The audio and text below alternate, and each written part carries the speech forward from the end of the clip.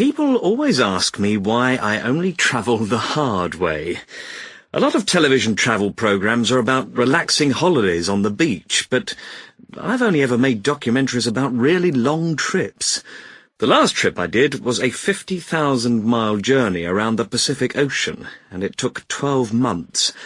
But then my very first trip was a round-the-world journey, and the most difficult one was probably a car journey from the North Pole to the South Pole.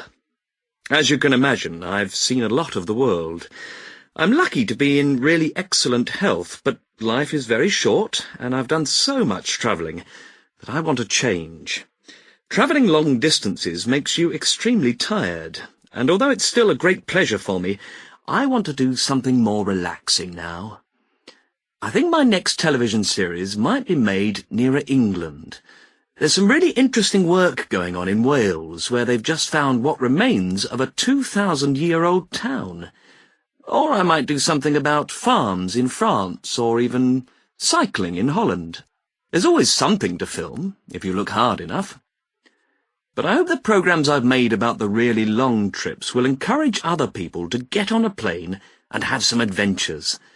Some people seem to be afraid of going to a strange country and perhaps being ill there, but maybe they realise now that if I can do these trips, so can they. I'm only a very ordinary person, and obviously you don't have to travel on your own, as I always have.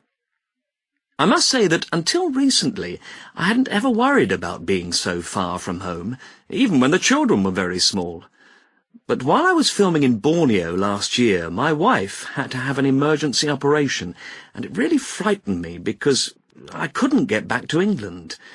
Everything was fine in the end, but I wouldn't want to be so far away if anything like that happened to my family again. Perhaps if I spend more time at home, I can do more writing. I've done 2 books so far. I write about places I've seen and my feelings about them. I don't think I'll ever write fiction or poetry, but I'd be interested in writing newspaper articles. My family says I'm very difficult to live with when I'm writing at home. Perhaps that's why they've never complained about me travelling, eh?